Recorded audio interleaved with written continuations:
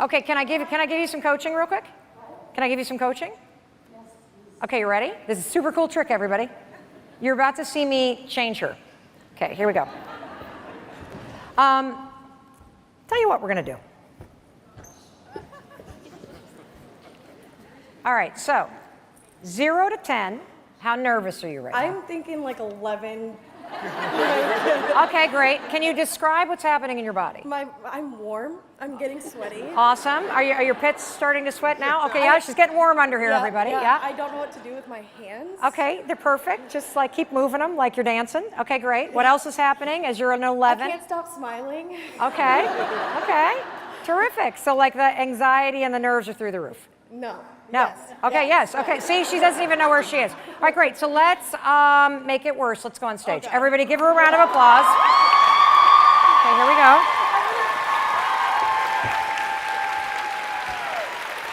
Okay, come here.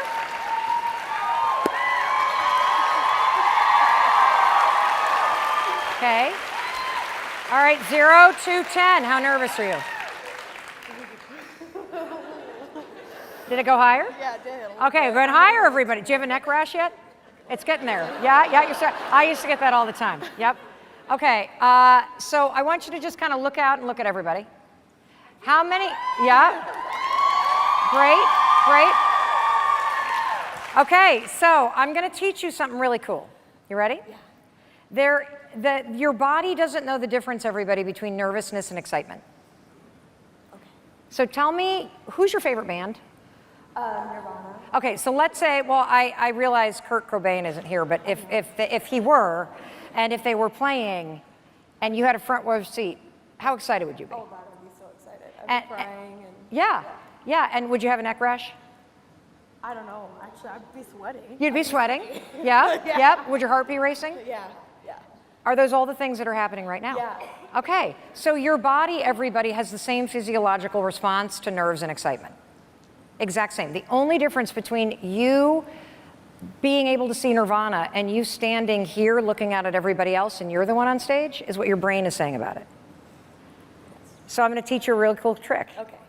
So the next time you're nervous, just go 5, 4, 3, 2, 1. I'm so excited, and then say whatever you're doing. So start going. I'm so excited to be up here. I'm so excited to be up here. Say it again. I'm so excited to be up here. Say it again. I'm so excited to be up here. Say it again. I'm excited to be up here. Yeah, that's right. Let's walk. Say it again. I'm so excited to be up here. I'm so excited to see everyone here. Okay. So 0 to 10. How do you feel? I feel great. Right? It goes down, right? Yeah. So fear builds when you let it sit. It actually lowers the moment you move. And that's a little trick, 5, 4, 3, 2, 1, I'm so excited, that has been now researched at Harvard Medical School. And when you use it before an exam, you use it before like any competition, you use it before a speech, you use it before a big pitch, anything. I'm so excited to go in there. I'm so excited I worked so hard. I'm so excited I prepared for this. I'm so excited because regardless of what happens, I'm not going to die, right? And so if you say that, you take control of what's going on in your brain and your body pays attention, and you just look at how different she looks. Literally, she is calm. She's not freaking out. Like you are literally, you're doing the next keynote. I'm out. All right, so how do you feel? I feel good. Okay, great. So what was your question? Okay, so I have big dreams, and sometimes they just feel like they're not quite out of reach, but they are. So I have a hard time, like my dream is to be a cougar. A who? Cougar. Wait, a what? A cougar. A cougar, okay. With lots of hot men around me in the beach, like. Okay. But that's like later. Okay. I got some years. I have that feels like it's within reach. I don't know, right? Okay. But so that's just for later. I'm talking about like career-wise. Yeah. It just seems like I'm stopping myself, or I'm so busy. I have 2 full-time jobs right now. Like I'm always on the run and on the go. I just don't know what I can do to get myself to do these other things, or what way to go. Okay, so let's bring this. So now I'm going to coach you, and we're going to make it less kind of up in the sky and ground it in reality. What is the thing that you want to go pursue? I just want to be the best I like I want my own business. I want Great. to be independent. Great. So I you would wanna like your move own out of my business. state, yes. Okay, great. So let's start. So what do you want to do first? We're going to take them one at a time. Do you want to move out of your state first, or do you want to have your own business? I think I want to move out of state first. Okay, terrific. So I'm going to teach you guys how to use manifesting and goal setting properly, okay? Because so it's critical, everybody, to have huge dreams. And so I want you to turn to the person next to you and tell them what is something that you dream about doing. 5, 4, 3, 2, 1, go. So for me, I dream about launching a podcast, like a big podcast. I thought you said rockets. And No, I was like, no. Step aside, Joe Rogan. Mel Robbins coming through. All right, great. All right, great. I'm just giving you a second. So even if you didn't have a chance, all right, come on back. All right, even if you didn't have a chance to say it, I know you thought it. And so here's the difference between dreams and goals. Dreams are the beacon, right? It's the lighthouse. Goals are the brick by brick path that walk you toward it. Okay, you need big dreams because they pull you out of the stress of your day-to-day life, they raise your gaze, and they remind you of where you're headed. And if you don't know where you want to head, there's a simple trick that can help you figure it out. Number one, ask yourself, well, what do I not want? And move in the opposite direction. Number two, who am I jealous of? Jealousy is blocked desire. You are jealous of people because you think you can't have the thing that you feel called to have. And so if you are jealous of somebody, it means inside of what they're doing or how they're being, there's something that is meant for you. Like you can't be jealous of something you don't want. I'm not jealous of anybody that has a penthouse, for example, in Abu Dhabi. I don't want to live there right now. Don't even feel anything when I think about it. It's not meant for me. But when you think about the things that you want, that is a really clear directional signal from your soul that you are not giving yourself permission to move toward those things. So jealousy is just blocked desire. So you know you want to, that's the dream. And so what I want you to do is I want you to tell me what are 2 things that somebody who's preparing to move out of state is doing in their day-to-day life. Saving money. Okay. And I just guess by the expression on your face, you're not that great at that. Well, I was, and then I came here. Okay. Oh, that's okay. Guess what? This is going to be money well spent. You invested in yourself, okay? And you know how to save money. And so by being on this stage, you got plucked up here because it's time to get serious about this goal. Mm-hmm. And so, couple things. Here's how you're going to use science to train your body to help you lay those bricks towards moving. You are not going to envision moving to the new state. You are not going to envision your new apartment. You are going to envision the annoying, pain in the ass stuff you don't want to do in order to have that thing come true. So you will envision yourself not going out with friends on the weekend because you're saving money. You will envision yourself only putting things in the Amazon cart, but not actually purchasing them, right? You will envision yourself opening up bills and noticing, oh, great, like I'm slowly like saving what is one thing that you hate doing that you know you need to do? Changing my litter box. Oh, okay, that was not the one I was expecting. Related to money and saving money. Related to money and saving money. Saving it. I've put whole paychecks in my savings account and it just hurts me a little bit. Great. I want you to visualize and feel that it hurts. I want you to visualize that next paycheck going into saving and feel the like, and then I want you to say to yourself, I'm really proud of myself for doing that because that's going to help me go. Mm-hmm. And so for those of you, for example, that want to get in better shape, visualize walking in the rain because that sucks. And what happens when you visualize it and you feel it is you're training your body to expect that, which makes it more likely that you will take that paycheck and put it in savings, or you will keep walking as the rain comes because you've already mentally rehearsed this moment in your mind. This is the way that a team of 9 psychologists are training our Olympic athletes in the United States. This has deep research with it. So stop thinking about the state and start thinking about all the annoying little stuff you got to do right now, and you will be there before you know it. You got it? Yes. Good. Oh my Go do it. Thank you. You're welcome. You're welcome. So week 1 was all about the fact that you're not dreaming big enough. Now that you are in touch with the fact that your limiting beliefs are holding you back and you're starting to get present to your big dreams, week 2 is now doing something that sounds counterintuitive. We've just spent a week expanding the way you think. We've spent a week giving you the courage to dream bigger. We've taken a week to help you develop more confident thinking patterns so that you can go for even bigger dreams over the course of these next 10 years. Now I want you to do something that's going to be very hard for you. You have just one assignment this week. I told you this program was easy. It's still going to change your life if you do it.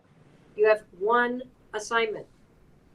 You are still every morning to turn to the same page. It's week 2. This is page 19 in the dream book. It gives you the instructions.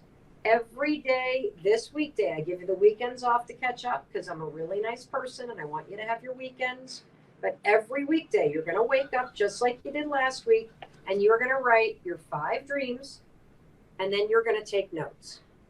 The assignment adds one thing. You ready? You're going to hate this. I'm going to point to this page, which is my best decade ever dreams that I listed. You're going to pick one dream, and that's going to be your theme for the year. One big dream. Okay?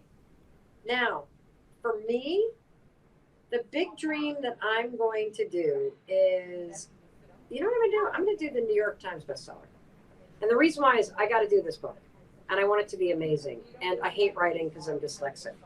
And so I'm going to take this massive dream of mine to write a transformative book. And the big, big, big version is that when we look back in 2030, my book that I'm writing this year is one of the top 10 personal development books of the decade. That is my massive goal out of the book I'm about to write. So that's my theme. Now, I know a bunch of you are freaking out. How many of you are freaking out that you only get to pick one of your dreams? And you're also now starting to overcomplicate it. Well, does it have to be a dream on every day? Does it have to be a dream you're going to continue one assignment? Wake up every day and write down your 5 major dreams. Because remember, writing down your 5 dreams is not about accomplishing them. It's about training yourself to dream again. It's about training your mind to be open to possibility. It's about training your mind to say, fuck you, limiting beliefs. I'm going to write this stuff down even though I'm embarrassed and even though I don't know how to do it. It's about seeing what's impossible before it's possible. That's why you write down your 5 dreams every single day as an exercise for your mind. This week, you're picking one big one that's your theme. Now, I already know the big question. What if I want 2? What if I want to do 3? Can I work on 3 dreams at once? Yeah, you can, but I want you to pick one theme. Part of the reason why you're not making forward movement in your life is you refuse to fucking pick something to explore. So you're going to pick one dream this week. That's it. Mine is to write a book this year that is in the top 10 personal development books of this decade. So looking back 2030, did I write one of the top 10 best personal development books of the decade? Outsold everything, outread everything, transformed things. What is the book about? I have no fucking idea, but I'm going to write it. Okay. That's my big goal. So you got to pick a theme. I want you to, in the comments, pick the dream that calls you the most. Don't overthink this. Don't overthink this. Your perfectionism is choking you. Your thought that you have to get it right is killing your dreams. Pick one theme and write it down. The dream that we're going to explore as the theme of this year. And then the assignment this week is very simple. You're going to wake up and do your 5 expansive dreams to keep your mind active. They don't have to be the same thing every day. Just write down what's there for you. Notice the limiting beliefs.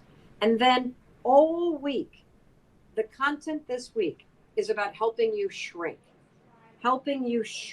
your goal so you can achieve it. Now, what the hell does that mean? Let me tell you what that means. First of all, writing it down. If you have incredibly specific goals based on the research, say hello to Megan, you are 90% more likely to succeed at them. So if you have specific goals, a specific theme for this year, mine's about writing.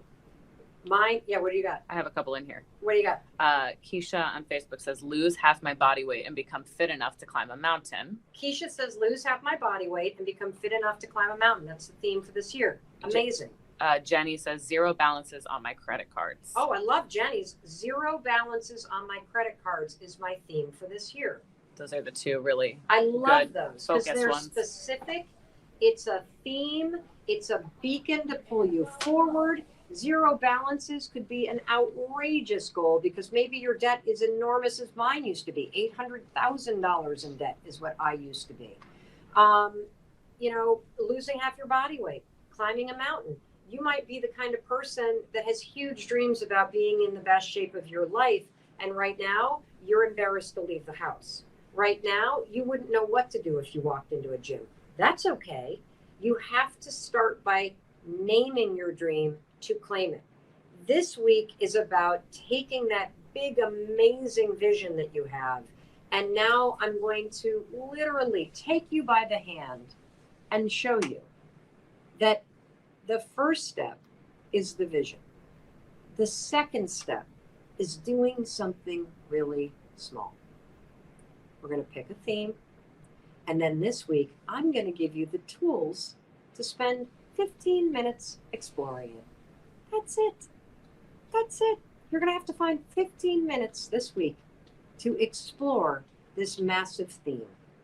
You don't even have to know what that means yet because I'm going to show you what that means. Tomorrow, we're sending out a link to a blog post where I'm going to give you all kinds of information about why 2020 is the most incredible moment to be alive. 2020 is the moment when your dreams can be actualized. You have the technology, you have the resources, you have the information, you have the tools, all at the tips of your fingertips, thanks to the internet. Thanks to the internet, you can empower yourself to inch closer to your dreams every single week. On Wednesday, we're going to send out a link to a video that I love that's about the 3 things, the 3 habits that will kill your dreams. And you got all of them. You procrastinate. You're a perfectionist. If you haven't put a dream that you're going to pursue in the comments, it's because you're a perfectionist. And you're not motivated. I don't feel like it. You're waiting for somebody else to kick your ass. Those are the 3 habits that will kill your dreams. I'm going to send you a link to a video that you can watch on repeat because you're going to constantly come up against it. On Thursday, I'm going to give you a map. My team has created a map that are specific steps that you can take, things that you can do to explore your dream, from watching a video about it, to checking out a book on a library, to stalking somebody online. Don't violate any restraining orders. Just stalking people online that are doing what you're doing. Thinking about how you can learn more and explore, not do, just explore this dream of yours. Because part of the problem that I see every day, talking to millions of people every day online, is you are stuck up here. You never get out of your head. Your dreams are not going to come true up here. So first, I got to continue to teach you to think big stuff. Then I got to teach you the art of holding the space for that big ass thing that you really want to see happen in this amazing life, this one life that you got. And simultaneously, I got to teach you how to shrink down and just start exploring it and inching it forward. And that's what this week's about. So let me recap. You're going to turn to page 19. The instructions are right here. You're going to pick one dream as your theme. We missed that one. That's okay. It's a free course. We're not going to get it perfect. You got to pick one dream as your theme. Then your assignment is to simply explore it. That's it. Every day you're going to flip to the page, write down 5 dreams. Why? We want to keep expanding your mind. We want to keep allowing you to brainstorm.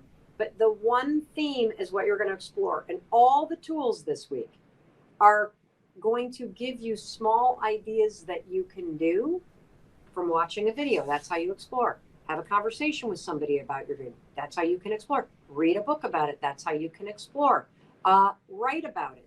That's how you can explore. Start a blog about it. That's how you can explore. Take a class on it. That's how you can explore.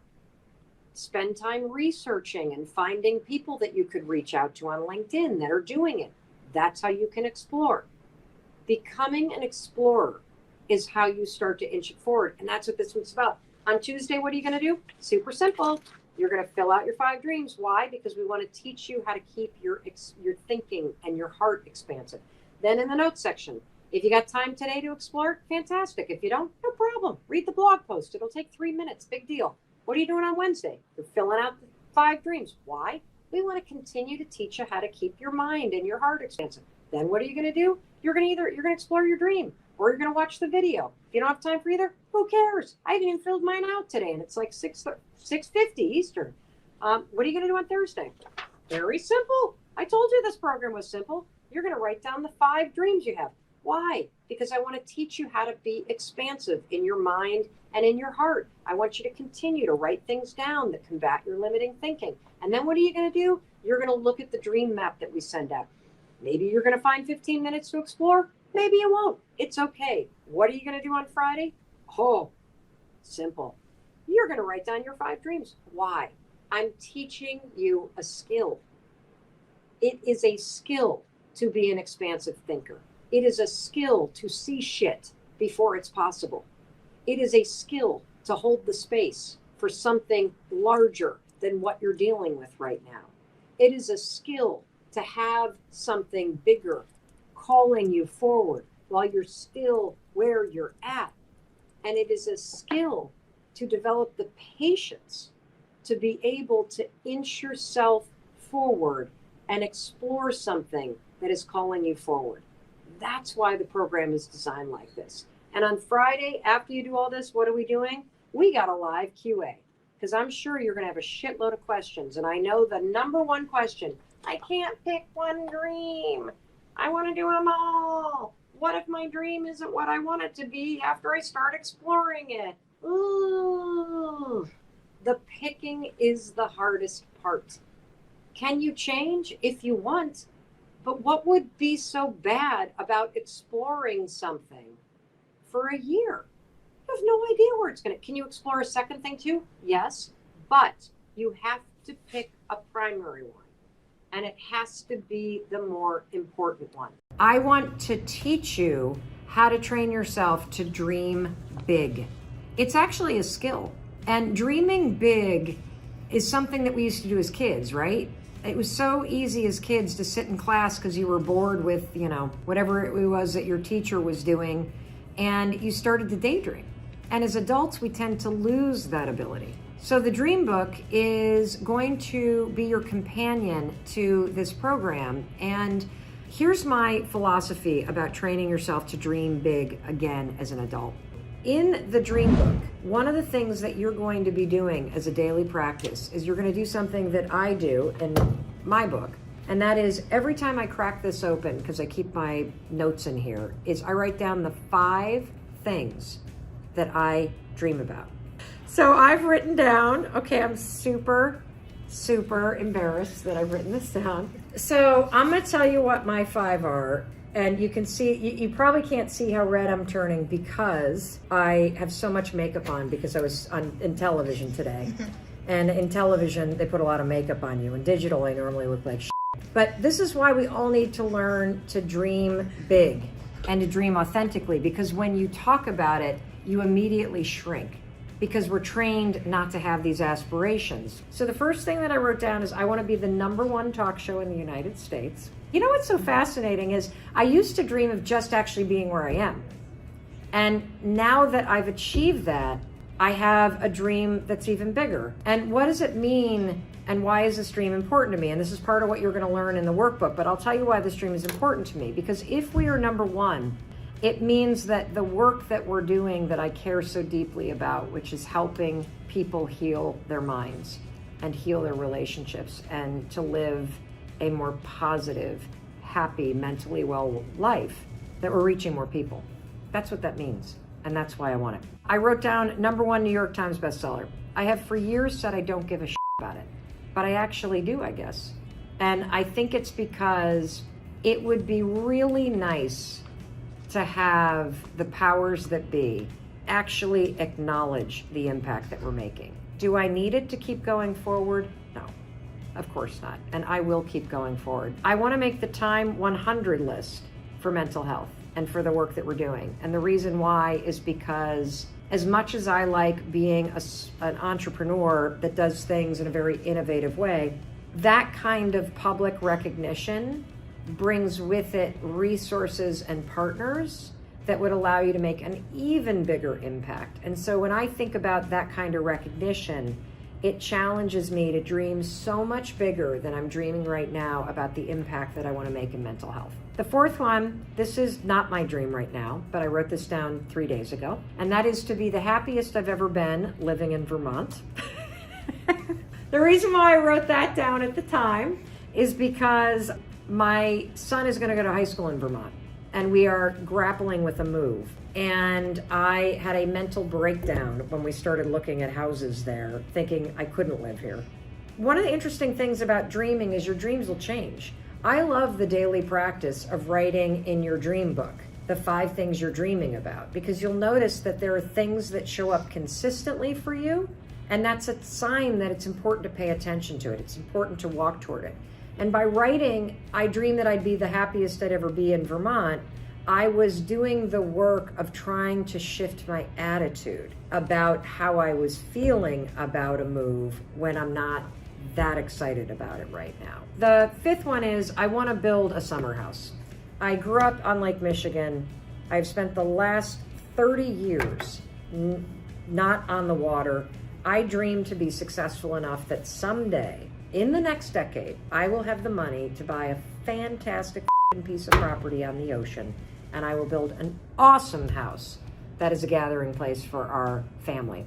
And hopefully that will not include grandchildren in the next decade. In the dream book, you're every single day going to write the 5 things down that you're dreaming about. And it's okay that they change, because over the course of this month, I just want to teach you how to give yourself permission to dream. And I think it's also important that you saw how embarrassed I got when I had to read the things that I wrote down to you, because I immediately felt, oh God, are you going to judge me? Oh gosh, am I being a hypocrite? Oh God, what if I don't achieve these things? Who am I to say these? How am I going to do this? All that stuff rushed up for me, and I'm the one teaching you how to do this. And it's important for you to see that, because all those feelings are normal that are going to come up, but they're what's currently stopping you from doing the work to live the next best decade of your life and to pursue the things that you dream about. It starts with training yourself to give yourself permission to dream. One of the things I thought was super interesting that you said is you say that jealousy is an indicator of desire. And we often think about jealousy as a fully negative thing, but actually, if we explore it, it can show us what we want. I just would be curious if you could speak to people who are trying to wrestle with these complicated emotions and how they might disable the alarm of what you call anxiety. Sure. So let's unpack both of those. Yep. So when it comes to jealousy, everybody, and I've been talking a lot about dreams, right? And the importance of you dreaming, and that when you give up on your dreams, you give up on yourself, and that dreams are a lifeline to the person that you want to become, and you need to use them. And particularly right now, and one of the reasons why I'm going to keep hammering this idea that right now is the time to double down on the dreams and double down on the kind of person you want to become. And the reason why I believe this is because your reality right now is a function of what you see in the future. And if you see nothing but the same old crap coming at you in the future, you are going to feel discouraged right now. Your dreams act as a beacon out in the future that give you something to look forward to. It's a way to hack positivity, a way to hack hope, a way to hack optimism. And it starts to lead you towards something and out of where you are. So that's why they're really important. Now, one of the tools that you can use as you start to put dreams out in the future, everybody, is you can use jealousy, because jealousy is a signal from deep within that somebody out there has something that you want. Jealousy is very different than envy. Envy is like tar inside you. Envy is when you look at somebody and say they don't deserve that and you judge them. Jealousy is more like curiosity in my mind. Jealousy is one of these signals I want you to pay attention to. Oh, I'm jealous of them. Interesting. Why?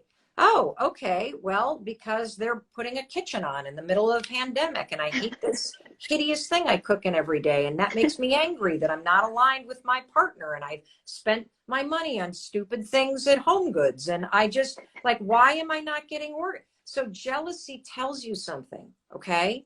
And so, you know, for me, I was really jealous of people that had podcasts, and I would sit there and think about it a lot. And then I'm like, well, why am I not just doing one?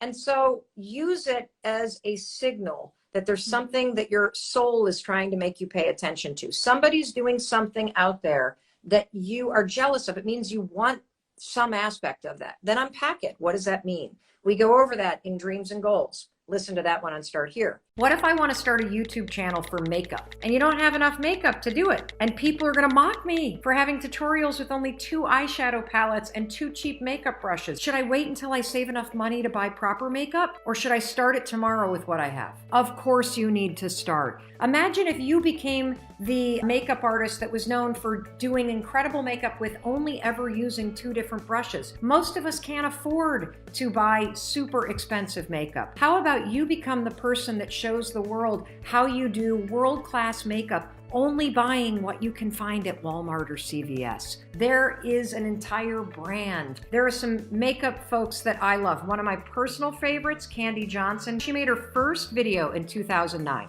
Okay, so what we're gonna show you is how to clean your brushes. Not even doing makeup. Explaining how you clean your makeup brushes using olive oil, baby shampoo, and a paper towel. You know, she now has almost 4 million subscribers. Imagine if in 2009, she had sat and said to herself, I better wait to start until I can buy some very fancy brushes. There are always going to be people that are doing makeup tutorials and that are launching books and that are launching shows and that seem like they have bigger lives and better lives and that they've beat you to the punch. Here's the thing, you're not in the same race. You see, you're only ever running against yourself.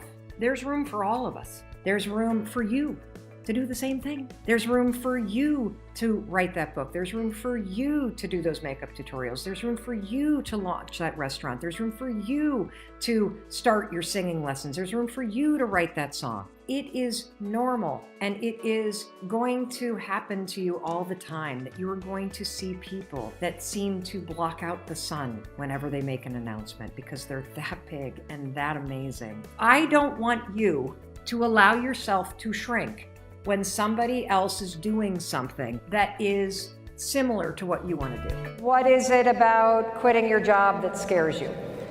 I'm an organized, planned person, and I've been in my corporate job for 6 years. Love it, but it's not my passion. Okay. I've been with the USANA business for 3 years. Okay. But finally pursued my long 7-year dream of becoming a personal trainer. Okay. So now I'm a trainer, have USANA. I want to do health, fitness, and change lives. Fantastic. So here's my take on quitting jobs. I want to be clear about the research because I know a lot of you feel a ton of pressure to quit. So the research shows very specifically that people that keep jobs that they hate while they build up a business to a point where it is responsible to step into it fail 33% less of the time than people that just quit because they're sick of it. Because what happens when you quit too soon is you put too much pressure on your dreams and on the new business.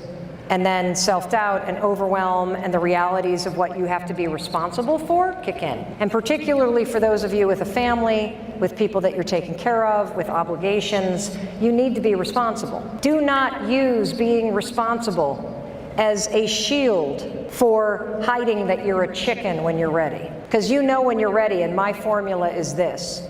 If you generate enough money 2 or 3 months in a row to pay your bills, you've demonstrated that this isn't luck. and you're ready to go, as long as it's financially responsible. So that's my opinion. Again, everything that I say is my theory. It doesn't mean it's right.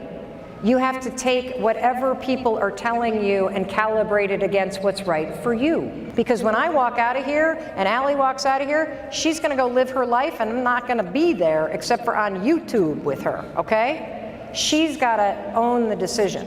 So it's clear that you want to do this. The question is this a question of being responsible and doing the math and the calculations, or is this a question of you're just scared to make the change? I'm definitely scared. Okay. Because I want to be responsible.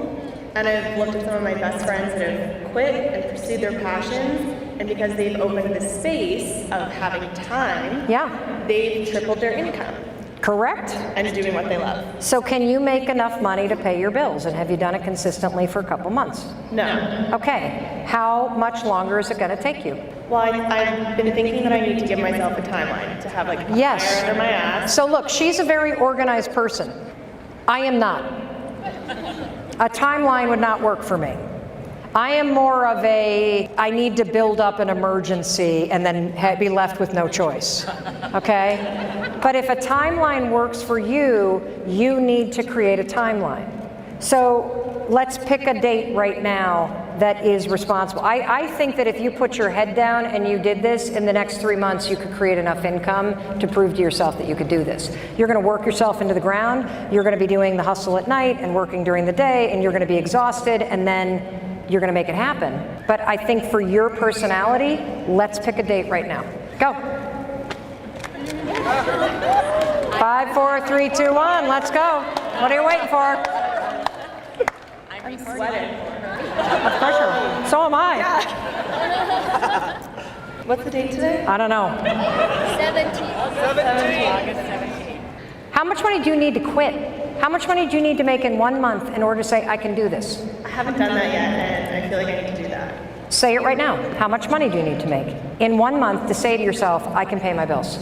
Pick a number. Don't make it too big. You can kill going to Starbucks for a month. We can ratchet things down for a little bit. No lash extensions. No lash extensions. Jeez Louise. Let's go with... Hold on. Are your dreams more important than lash extensions? Yes. Okay. Don't you have a friend that's training that can do the fills for cheaper or something? No, you know? I'm gonna have to add one to. Okay. Yes. Let's go with 25,000. A month? Yeah. Is what you need? No. What the hell kind of What I life do you want. live? That's what I want. Nice No. and No, nothing. no, no, no, no, no, no, no, no. How much money do you need to pay your bills? You're not going to replace your corporate income overnight, and you're not going to do it while you are trying to personal train and do USANA. And based on the fact that you can afford lash extensions, and based on that gorgeous ring you're wearing, your lifestyle is more expensive and more important to you than this dream right now. So let's get real. How much money do you actually need to pay your bills? Not for the fancy stuff. $3,000. Boom! How fast could you do that? Tomorrow, correct? Yes. So this is actually the fact, like, I love how honest you are, so thank you, I love you, okay? All my new friends. Yes. Who can relate to her, by the way? Who can relate to her? You are so right, because you know intellectually that the second that you quit, you open up all this time and all this energy and all this passion, and you're going to triple and 10x and all the things that everybody says, blah, blah, blah, blah. It's going to happen. But first you have to get real with the fact that your dreams are more important than holding on to the luxury of the lifestyle momentarily. Make sense? Yes. Got it. Secondly, when you put a number down like $3,000, which isn't a small amount of money, but you can make that happen for sure. Now it becomes obtainable, and you've just given yourself permission and a roadmap to quit. Now let's go back to your original question, which is the date. Oh God, I love you. You're so smart. Okay. I'm going on my honeymoon in September, so I want to definitely utilize the vacation time. Yes, of course. Why would that would be stupid not to have it. Parents' Thanksgiving, so I'm really thinking December 1st. I'm really thinking that you're giving notice when you get back from Thanksgiving. right? Let's move it up a little and make her uncomfortable. Yeah. Okay? Okay. So what I want, my request, is that you put something on social media the day after Thanksgiving announcing that you have started your new personal training business in the next chapter of your life, and I want you to tag me. Okay. And we will cheer for you online. Oh, give me a hug. There you go. It's impossible to not have dreams. See, that's not how dreams work. Let me tell you something about dreams. I believe that you were born with dreams that are preset inside of you, and that those dreams are deeply personal to you, that your dreams are your birthright, and that part of the adventure that life is really, it's like a giant scavenger hunt that's been created for you, where life is giving you all kinds of clues that help you feel the pull of your dreams. And so I'm going to unpack this for you, okay? Because your dreams haven't gone anywhere. You may not, quote, know what your dreams are, but they are inside of you. They are in the back of your mind. You are just so blocked right now that you cannot feel the pull of your dreams trying to draw you toward them. But it's still happening. So I'm going to teach you something today that is going to change your life, because you don't have a choice about this. Those dreams, they're for you. They were been in there since you were born. They're meant for you. They're personal to you. And I can explain this piece about why they're personal to you. So I have a dream of creating like a weekend-long transformational event where literally we fill a stadium. And the energy and the teaching and the things that happen during this weekend retreat, that they are transformational for 10,000 people. That's my dream, okay? When I share that dream with my dad would rather stick a needle in his eye than think about standing on a stage in front of 10,000 people at an event he created. Because that dream is not meant for him. That dream is personal for me. And so when I see other people out there creating events and filling stadiums, I feel deeply jealous, because there's something about what somebody else is doing that reminds me of this dream that I have, this dream that I maybe feel a little blocked on, this dream that maybe I gave up on. Now let me talk about my dad. My dad casually mentioned a couple of years ago that he had always dreamt of hiking the Appalachian Trail from one end to the other.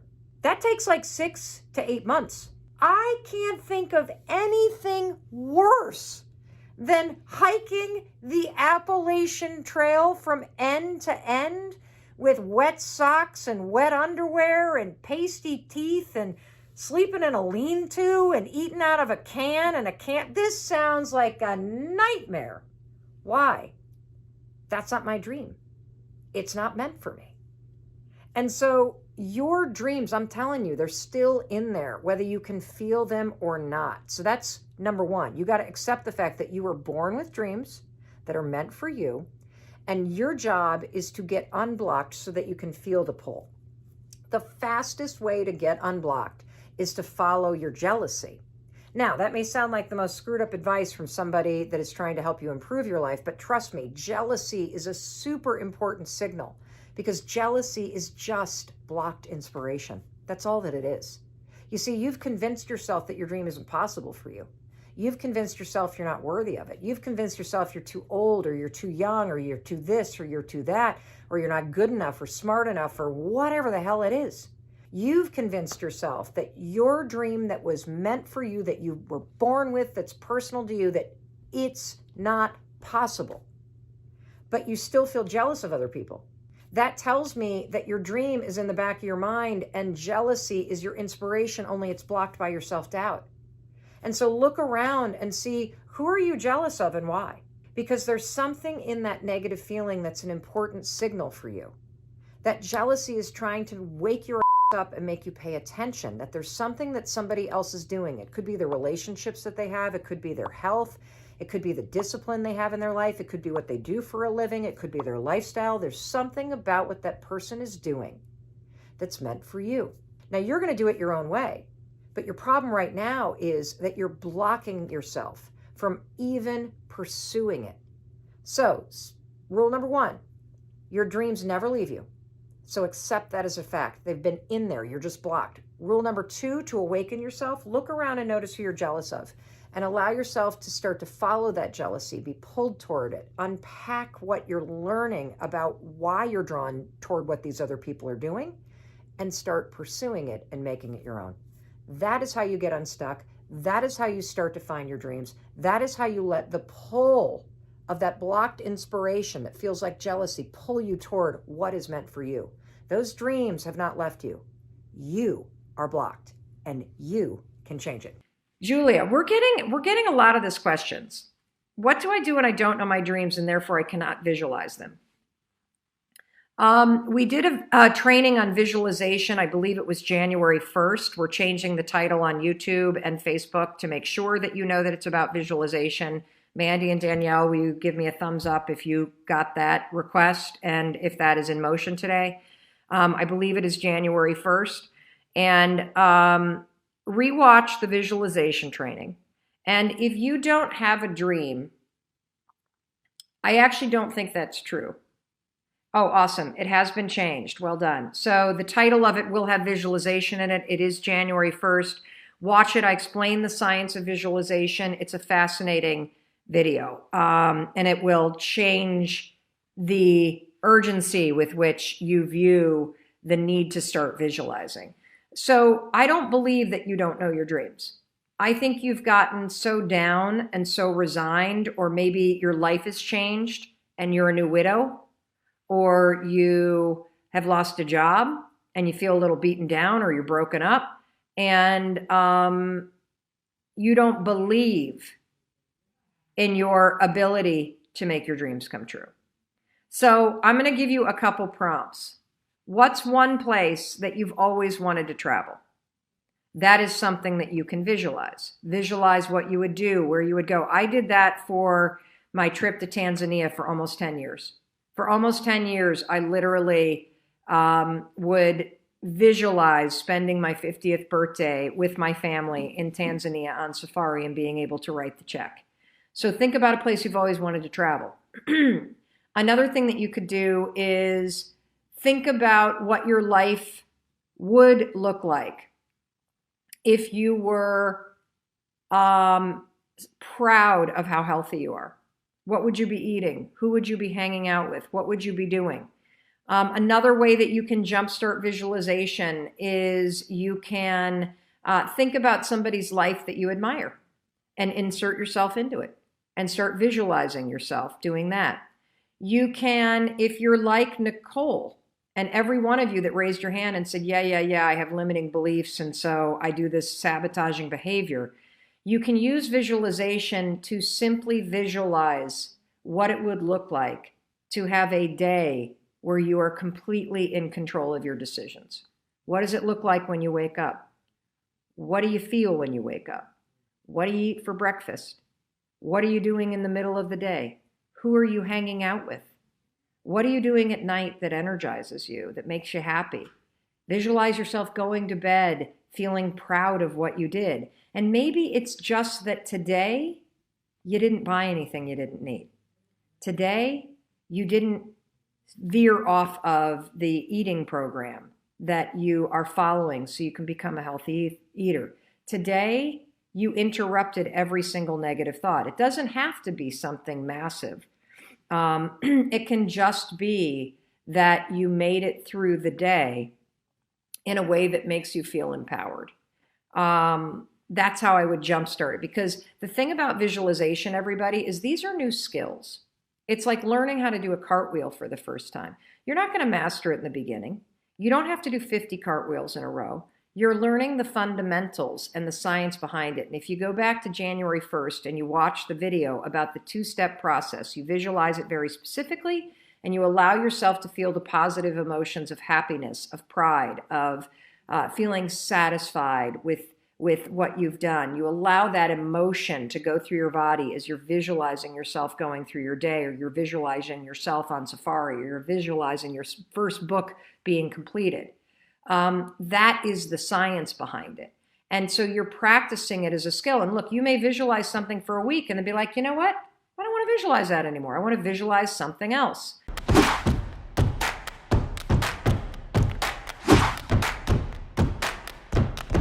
I always thought procrastination had to do with the thing I was procrastinating around, right? Believe it or not, procrastination has nothing to do with your work. Procrastination is a form of stress relief. So the only way that you can break this habit, and that's an important word for you to hear, you're not a procrastinator. You have a habit of procrastinating. Big difference. Because if it's a habit, I can teach you to use science to break it. You see, all habits have three parts. There's a trigger, and in the case of procrastination, the trigger is always stress. Then there's a pattern you repeat, and in the case of procrastination, it is to avoid doing something. And then there's a reward. You get a little stress relief. The only way to break a habit, you guys, is not to deal with the triggers.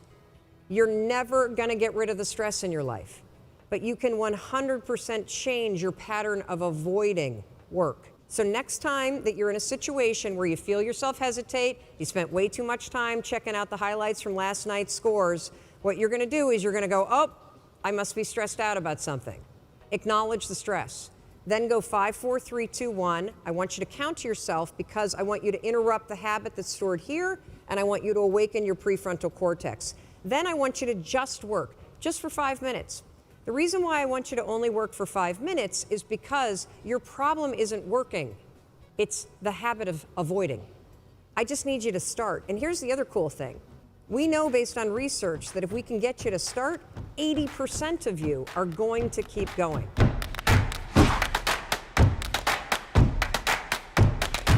One of the reasons why you watch what we do, and I know this because you tell me this, is because I'm so real, because I'm so relatable, because I'm so authentic. There's something that I'm committed to doing, which is I don't want to tell you what to do. I often really want to show you what the advice looks like in real time. And that's why you constantly are being taken behind the scenes with me, and you see me in my rollers and you see me without makeup. There are still flaws. There are still mistakes. Sometimes the best things happen by accident. So if you're sitting there and you are waiting to put yourself out there because you think it's got to be perfect, if you are waiting to do your first live broadcast, or waiting to put up your first video on LinkedIn, or waiting to put up that first more personal blog post, stop.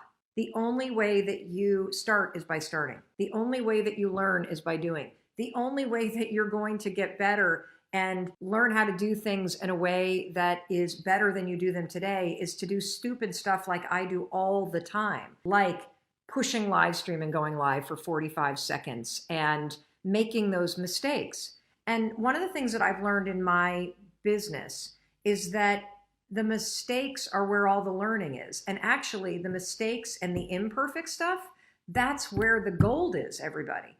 And so as you're sitting there and you're thinking about doing stuff and you're trying to make it perfect and you're trying to come up with the right script before you make that cold call, or you're trying to make sure your body looks perfect before you put yourself out there on Match, you are missing out on your life, period.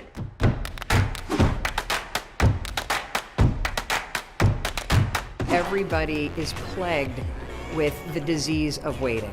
Waiting to be ready, waiting to figure it out, waiting for the right time, waiting until you feel confident, and that is the death of your dreams, it's the death of your happiness, it's the death of everything that you've ever wanted to see come true in your life, ever materializing. Whatever it is that you've been waiting to do, you've been waiting to start writing the book, you've been waiting to go back to school, you've been waiting to break up with the person that makes you miserable that you've been with for too long. Today is the day that you stop waiting.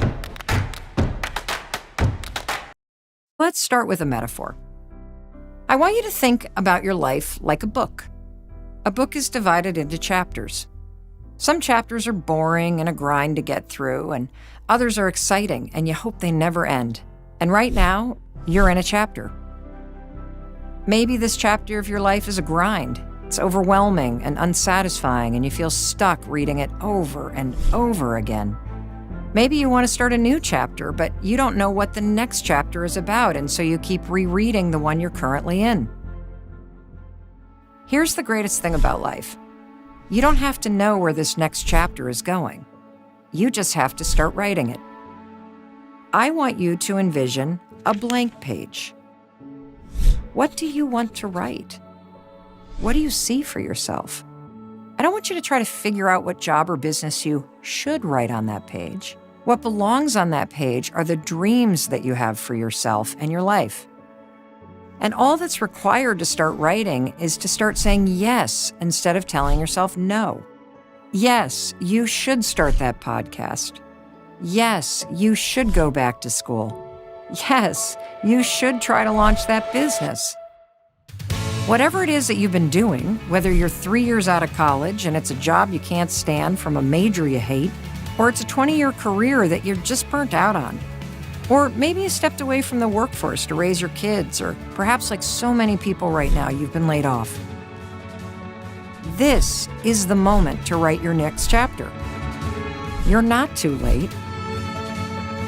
You're right on time.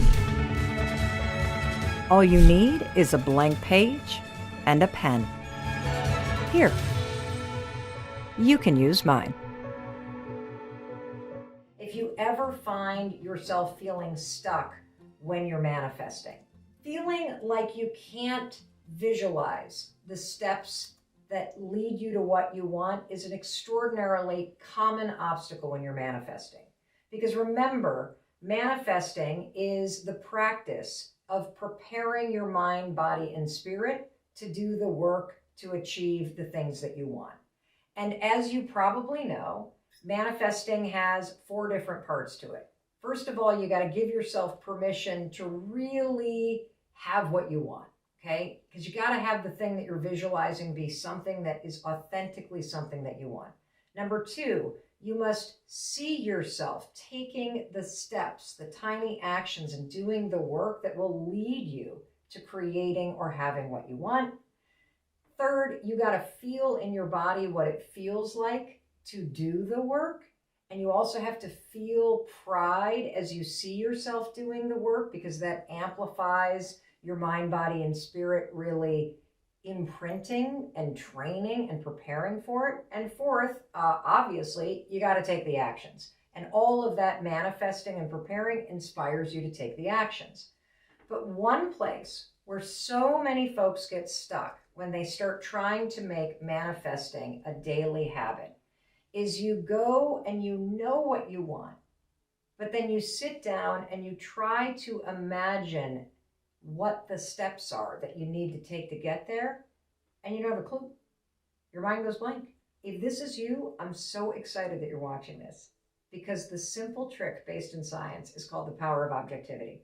All you got to do is stop visualizing yourself and insert your friend Mel Robbins, or insert somebody else that you love and admire. And the power of objectivity is going to immediately switch you from a blocked mind to one that is bolder and more creative and able to visualize the steps. Now, I'm not just making this up. There's extraordinary research that was just written about in the Harvard Business School Review. They did 8 different studies at the University of Wisconsin where they were studying the power of objectivity.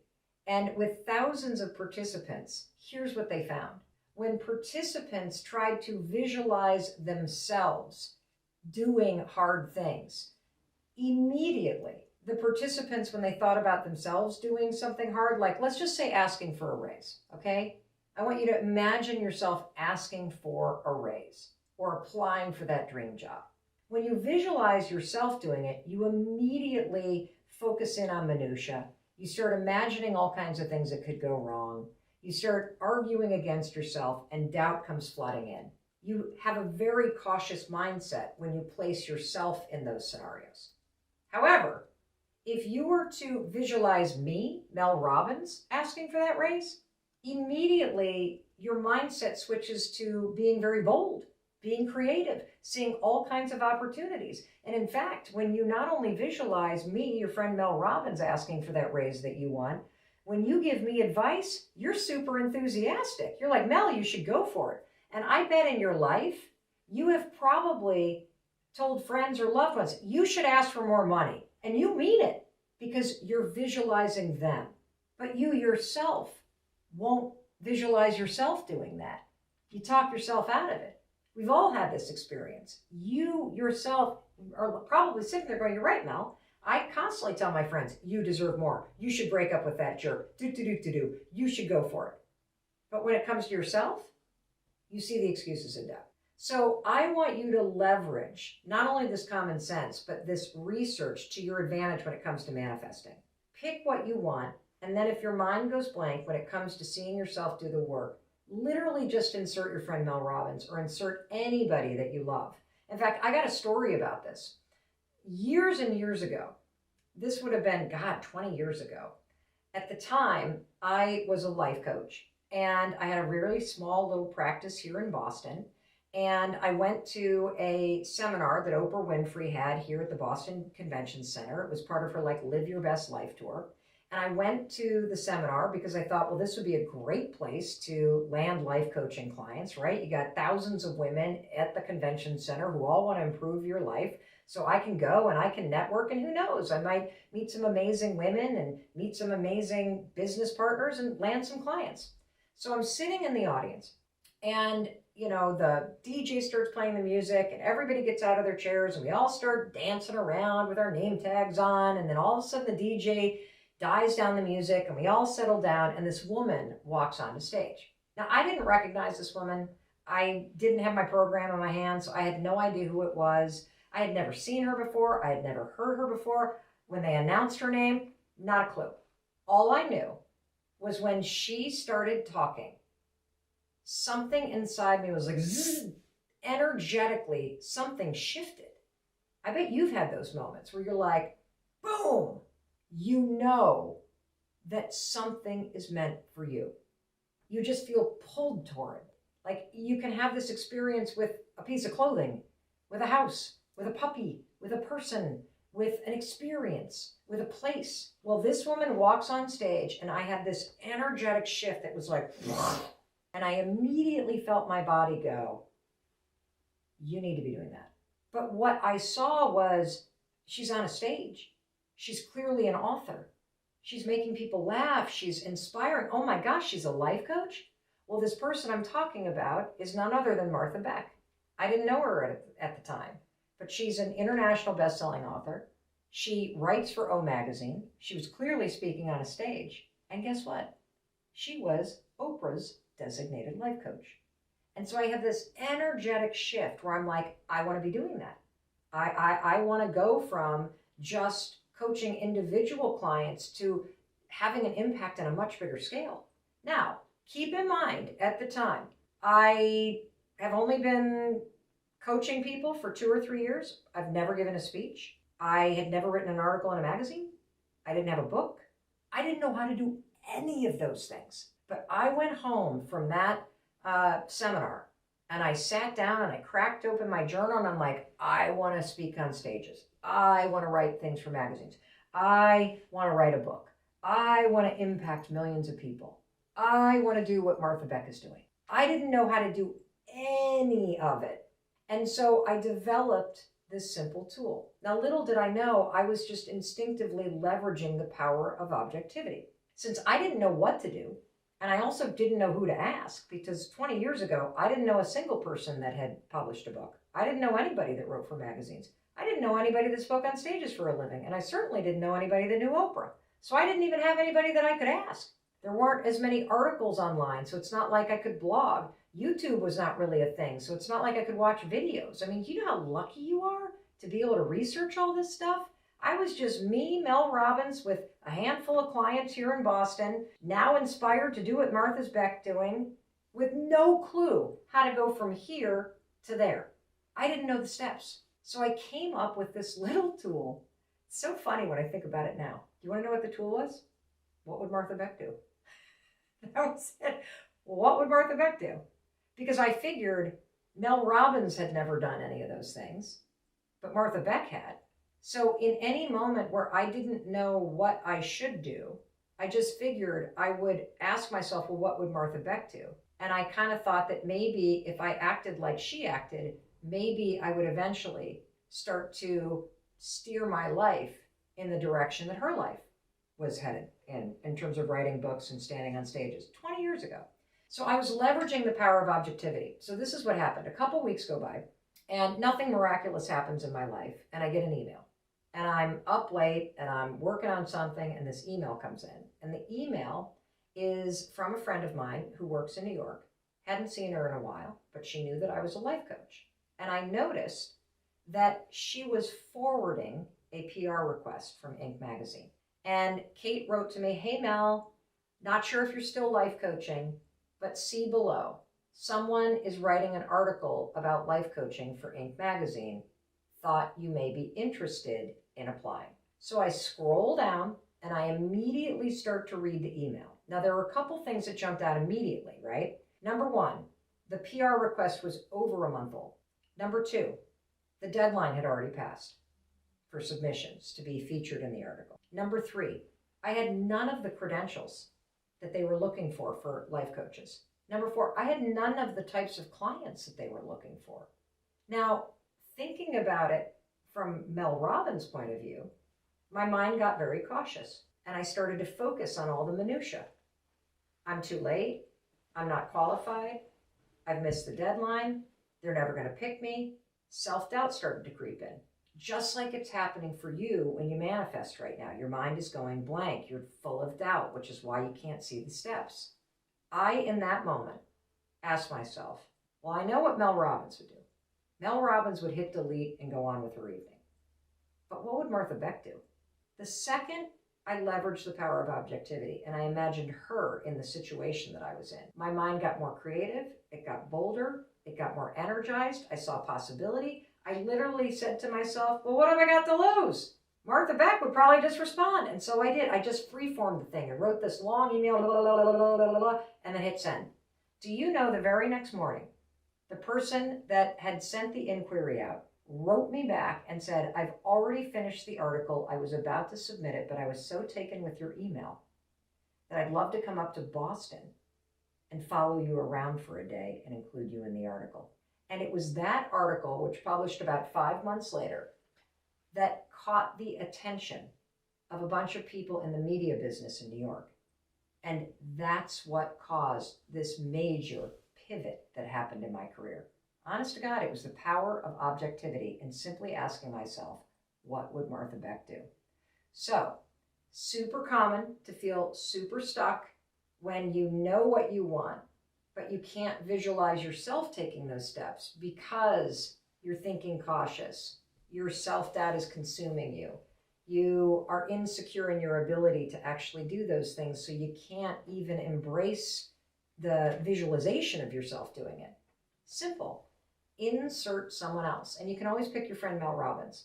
Let's just say that you are really inspired to get into home renovations and buying and flipping houses. And let's just say you've always dreamt of doing this and you watch the home improvement networks like it's your job and you just love everything about real estate and flipping houses, but you'd never done it. And so when you go to visualize it, you don't even know where to start. Just insert Mel Robbins. What would Mel Robbins do? I guarantee you the second you visualize me in there, you're going to be like, oh, well, Mel Robbins would start studying it. Mel Robbins would take a course on it. Mel Robbins would ask people about it. Mel Robbins would start going to open houses. Mel Robbins would take a class about it. Mel Robbins would talk to people who are doing it. You will immediately be able to see all of the things that I would do because your mind, when you leverage the power of objectivity, gets bold, gets creative, gets enthusiastic. Now what you're going to do is you see me doing the work, right? You're now going to insert yourself next to me. And you're going to see me going, oh, hey, I'm so glad you're here because I could use your help. I want you to take this class with me. And you know what we're going to do this weekend? You and I are going to go to open houses. And you know what we're going to do next weekend? You and I are going to sit down and watch YouTube tutorials on how you get started in this business. And you know what we're going to do the following weekend? You and I are going to read blogs about how you can get financing for doing this. And you know how we're going to do this weekend?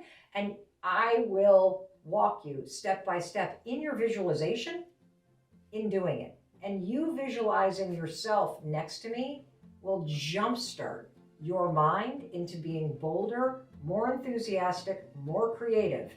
And that, my friend, is the simple trick that you can use in order to leverage the power of objectivity to get unstuck and unblocked when you start manifesting and get yourself moving toward your dreams. Is it normal to not be able to visualize? I think that everything is normal. Truly. Because there's no right way to do life, okay? If you're having a difficult time visualizing a positive future, you're not alone, and there's nothing wrong with you, okay? There's just some work to do, and it's work that you're capable of doing. One thing that you could do if you sit and you think about your dreams, and then you go and you close your eyes and you try to visualize yourself walking into that house that you've always dreamt of, or being in the relationship you've always dreamt of, or looking at your bank account and seeing the savings you've always dreamt of, and you just can't see it. Okay, no problem. You've got some default settings that have really settled in. We can still reprogram and reset your mindset, okay? We can still teach you to be deliberate. It's gonna take time, just like everything, but we're gonna do it in micro steps. One thing that we could try is, let's try the power of objectivity, Lindsay. What I want you to do, if you can't visualize something positive for yourself, pick somebody that you love and visualize the thing that you want for yourself for them. So visualize your mom in that scenario. Visualize your friend in that scenario. Visualize one of your kids in that scenario. Visualize me in that scenario. And so when you see me walking into your dream house, or walking into that job and quitting it, and walking into that new yoga space because you're building your own studio, and you visualize me and you start to feel happy for me, then I want you to visualize me turning and going, Lindsay, you're next. You're doing this too, and you're doing it with me. Use me as the foil to get you to start to train yourself to visualize positive things, and allow me to coach you in your vision and say, you're coming with me. I'm going to be here with you the whole step, okay? Because the power of objectivity works very, very well in lots of other research for decision making, and so I suspect that it will work for visualization too.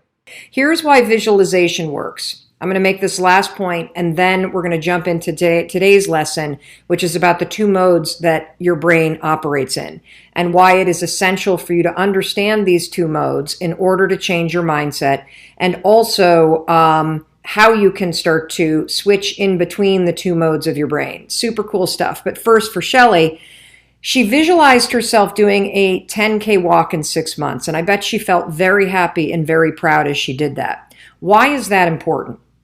The reason why visualization and picturing yourself succeeding and allowing yourself to feel the happiness and the pride that comes with picturing a positive future, the reason why that's as important is, let's say Shelley does that every single day this week.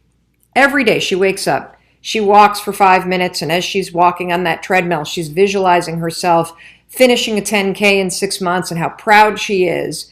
Every time she does that, she is changing what's going on up here. This isn't something I made up. This is true. And it's not only true based on science, but let's think about this from a common sense perspective. If Shelley wakes up, or if you wake up every single morning, and instead of thinking about the worst case, instead of looking at your body in the mirror and going, I'm so fat, I'm so out of shape, I'll never run a 10K, this is never going to happen, why didn't I exercise last year, I hate my flabby stomach, I hate my big thighs, I hate how out of shape, I'm embarrassed to go, if that's what you're thinking, then that is what you're allowing your brain to continue to filter the world through. If you start teaching yourself the skill of visualizing a positive outcome and feeling the pride that comes with achieving that positive goal, what happens for you right now is you start to think like the kind of person that does a 10K. If after an entire week, what Shelley does is she looks in the mirror and she goes, I'm getting stronger every day. I'm really proud of myself. Even though I'm feeling flabby, I'm not saying you're flabby, Shelley, but even though I'm feeling flabby, I'm doing the work. I can do this. What happens a week from now is when she sees a registration for a 10K, the old mind that wasn't programmed correctly would go, oh, you're fat, you're out of shape, you're not prepared for that, don't sign up. But the new mind because she's been visualizing every single day. The new mind, just 7 to 10 days later, is going to go, oh, wait a minute, I'm in shape. I'm proud. I'm doing this. Why don't you sign up? It's going to filter the world in a very different way because you're training it to. This is the heart of doing a mindset reset. And this is why visualization works and why it's an important step and why I'm so glad you're doing it. I want to talk about like a buzzword that's big in the personal development space now, and that's manifestation. And I know you talk a lot about it, but I think a lot of people get manifesting wrong in that they think that, oh, I'm just going to write something down, I'm going to say a prayer, and then things are going to come to me. And to me, I think that's total BS. I think you have to take action. What's your opinion on manifesting, and how can somebody do it the right way? Manifesting is an incredibly important tool in your toolkit for a fulfilling and happy life. And most of us are doing it wrong. So, manifesting done properly is the process by which you train your mind, body, and spirit to help you get what you want. Manifesting is not based on the research, thinking about something and then it suddenly magically happens. And, since so many of your listeners are, people who are very, spiritual and faithful, I'm sure you've had an experience where you've prayed and prayed and prayed for something and it's not coming, it's not coming, it's not coming. You go through the worst experience or breakdown of your life. I bet jail and getting arrested was probably this for you. And then it's 10 years later that you look back and go, oh my God, my prayers were answered, just not in the manner in which I had been praying they would be answered. And so what I want you to understand is that if you want to use manifesting, here's how you're going to do it. Don't think about the end. Don't think about the mansion you want to buy. Don't think about the soulmate that you're going to meet. Don't think about the finish line on the marathon, because thinking about the end doesn't help your mind, body, and spirit prepare you to do the work to get it. There are no, get out of jail free cards in life. There just aren't. You're going to have to put in the work to get the real results that you want. And so what you do when you manifest properly is you're going to visualize the bridge or the path in between where you are today and where you want to go. So, why don't you pick something that you want, Doug? What's a goal of yours for this year? Oh, let's see. A goal of mine for this year is I want to get my podcast to a point where it's helping tens of thousands of people. Okay. So you just said that I want to get my podcast to a point that it's helping tens of thousands of people. Now that you have identified what your goal is, let's back up to the present moment and let's do step 2. Step 2 is, now I want you to close your eyes and I want you to visualize what are all of the tedious, annoying, boring, hard things that you need to do that you're either not doing now or you need to do more of. Start to list them out. Being more consistent on social media, engaging with other podcasters, just being consistent and practicing patience, getting more creative, and not being scared to invest money. That's the big one. Right. That's the big one. So you just said that you needed to be more patient. You needed to stop being afraid to invest money. You needed to connect with more podcasters. You needed to be on social media more. Now, what you do, now that you have a list of all the things that you need to be doing that you're not doing or you're not doing enough of, and for a lot of people, they don't know. Okay, well, I don't know. I know what I want, but I don't know what the work is. Just find somebody on social media or out in the world who has the thing that you want, study what they did, and write all those things down as an action. But generally, there are videos you can watch, there are events you can go to, there are webinars that you can take, there are books that you can read. The information of what to do is out there. So, how do you use visualization now that you know what you want and you know some of the actions that you need to take that will take you in a path leading toward what you want? Well, now what you do is every single morning, you're going to add to your morning routine, writing down 5 things that you want. And one of those things is going to be, I want whatever it is that the goal is. In your case, it is, I want my podcast to reach tens of thousands of people, right? Then the why, you know, why you want to do that. Why do you want to reach tens of thousands of people, Doug? Because I feel that I have a strong message and I want people to use hard times to grow and make themselves better and not use it as an excuse to make their situation worse. Okay, now let's make it about you. How do you feel when the stuff that you're putting out impacts people? I feel amazing because it continues to reinforce that there was purpose in a lot of the pain that I went through when I was younger. There's your why. You feel fulfilled turning the tremendous pain that you felt into a sense of purpose. And that purpose is acknowledged when you hear from people who listen to your podcast. That's your why. That's the intrinsic source of motivation for you. It's not about them. Anybody who wants to make a difference in the world, the reason why you're motivated to do that is because it feels so good for you. I'm dead serious about this, and there's nothing selfish about it. That's why it feels so good to volunteer. It's why it feels so good to give back, because you get something. You get affirmed as a human being that your time, your energy, your pain matters. And that's so important. So now that you feel that feeling inside your body of why you want this thing, because it makes you feel like you matter, it makes you come alive, whatever the reason is, now you're going to close your eyes.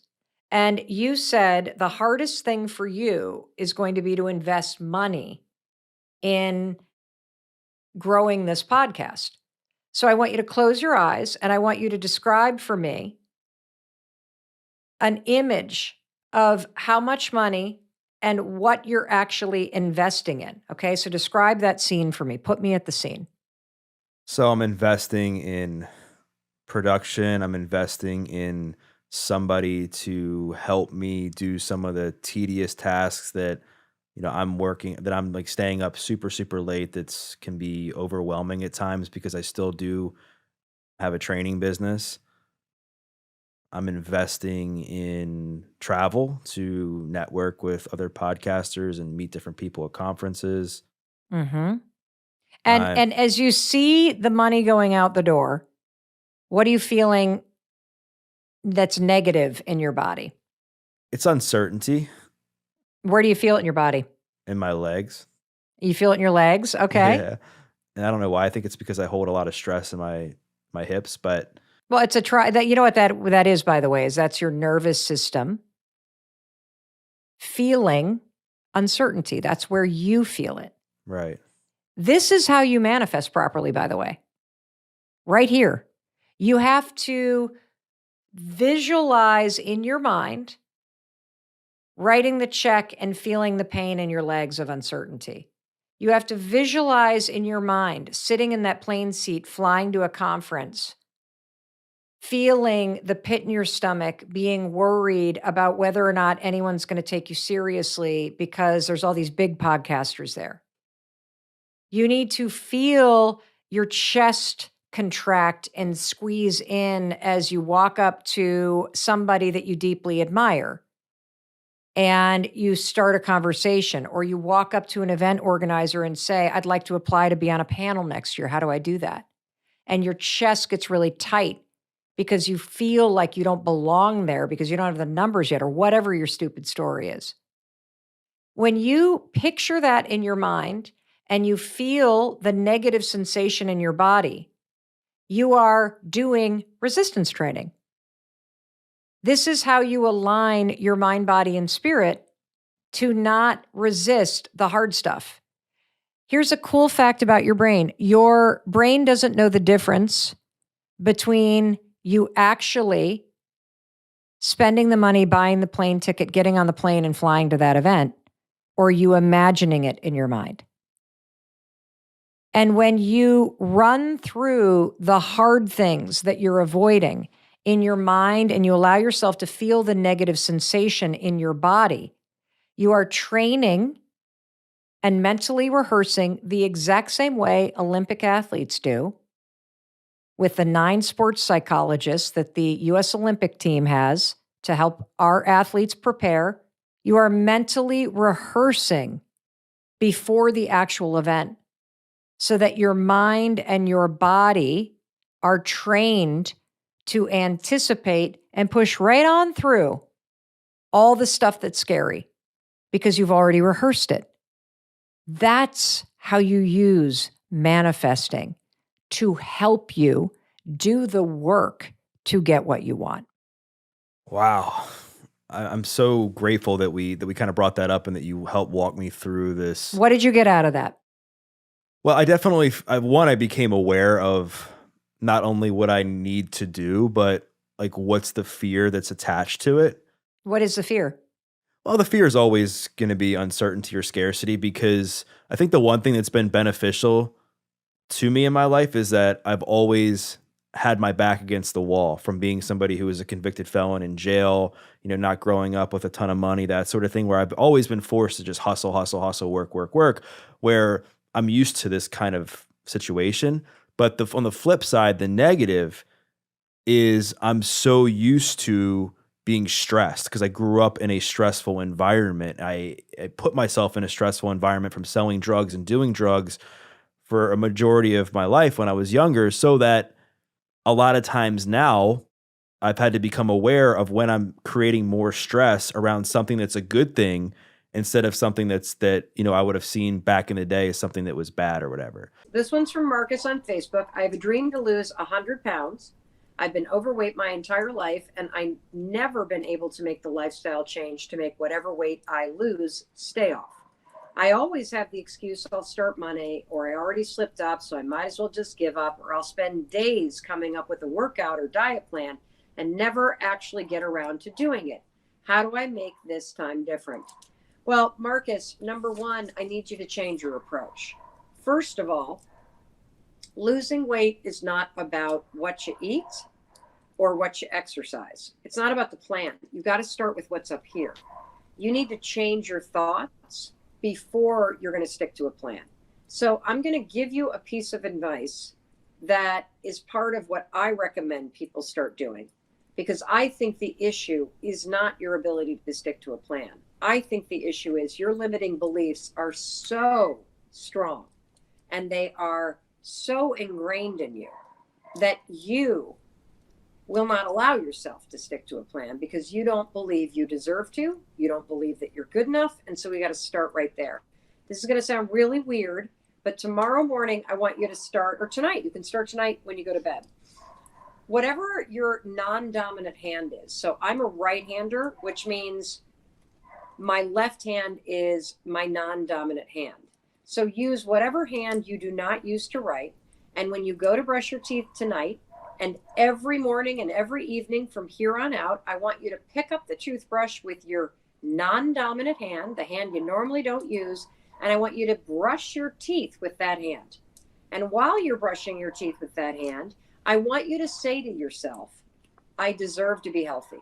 I deserve to feel good about myself. I deserve to be healthy. I deserve to feel good about myself. I deserve to be healthy. I deserve to feel good about myself. Oh, that's my bread that I'm baking. Hold on one second. Yes, I'll go get it. My bread is baking. Hold on. Do you want me to grab it? No, I'll just pull it out of the oven. I think it needs like 5 more minutes with the lid on. Oh my God, there's a ton going on around here, people. This actually looks really good, everybody. Look at this. I'm going to my cousin Sarah's house tonight. And so I tried to make gluten-free bread for the first time. That looked pretty good. Does look good. Yeah, we'll see. It's probably going to taste like a bunch of like chewy chalk, but whatever. Okay.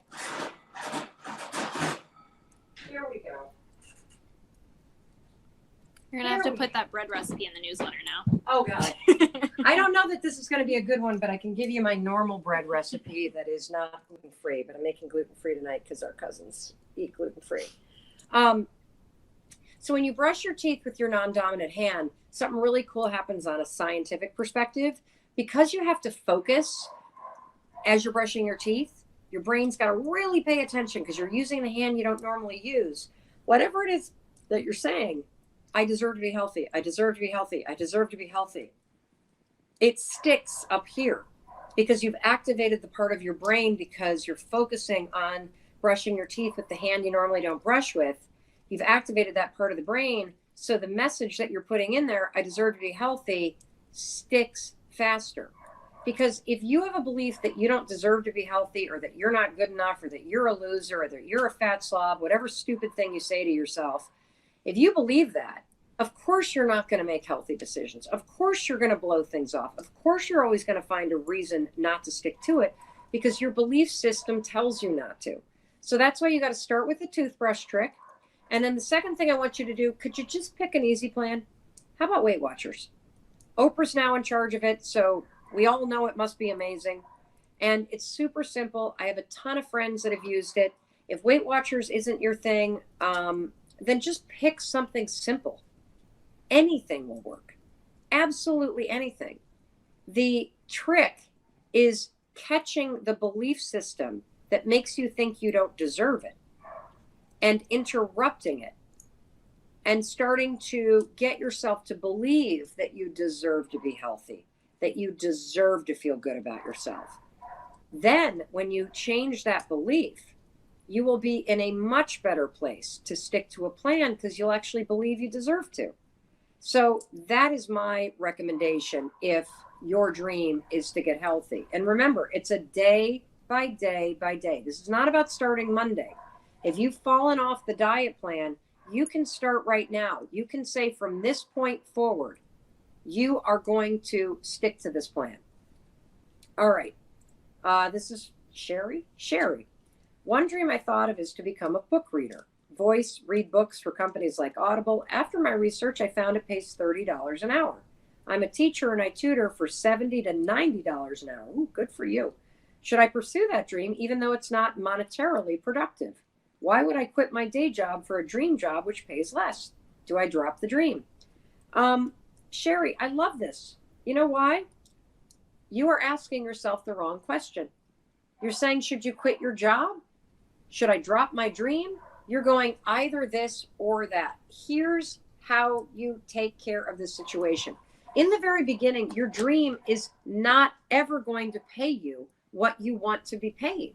You got to put in the time. You got to put in the dues. You got to learn the skills. This is what it means to pursue your dreams. But you're thinking about this as an either I quit my job or I drop my dream. Either I go for my dream or I keep my job. The answer to every dream is the word and. You need to figure out how do you keep your job and pursue your dream? How do you keep making $70 to $90 an hour tutoring and find the time to record audiobooks or do voiceover at $30 an hour? That's simply a scheduling question. So I think you are in exceptional shape to be able to kick off and start pursuing this dream. And here's the thing. Right now, the going rate for somebody who's an audiobook reader might be $30 an hour, but guess what? Audio platforms are only rising in popularity. There's only going to be more and more demand and need for good voiceover.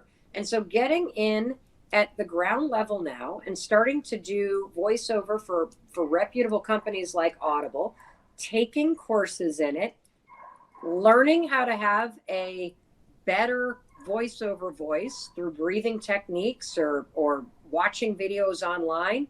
If you do this and you work at it while you're still keeping your day job, guess what's going to happen? Your skill level will rise, which means you will be able to command even more money than the $30 an hour that a baseline entry-level person gets. Because as your skill level rises, so will the value that you provide. All right. Do you have any questions so far that you want me to Yeah, we actually got one from LinkedIn. From LinkedIn? Yeah. Oh my God. That's so, Very this is our excited first about. ever question from LinkedIn. I am very excited about. It's Antoinette from LinkedIn. Hi, Antoinette. How do you know when to say no to an opportunity, even if it fits into your plan with your dreams? Oh, that's interesting. How do you know whether to say no to an opportunity, even if it fits in with your plans to your dreams? I'm going to literally, this dog is killing me. Is the audio terrible because of it? Probably. We can hear him. You can hear him? Oh, my Lord. So should we just go get him and make him sit right here? Yeah, I'll go grab him. Why don't you go grab him? Continue. You know what's the problem with this, though, is that we are rewarding him for barking. I think you should get him because it's so distracting. This is not what we planned. So I appreciate your patience with this. And I'm now feeling very deflated because my husband's angry at me for making him deal with our puppy. This puppy's only 7 months old. And I'm frustrated. I'm just kind of expressing how I feel right now. I'm very frustrated because I'm now rewarding this dog for barking his head off, something I normally, come here. He even had a chew toy? Oh, yeah. Oh, now I'm really angry.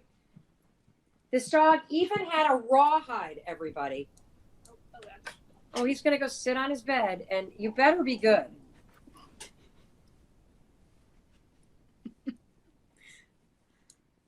See, that's the problem.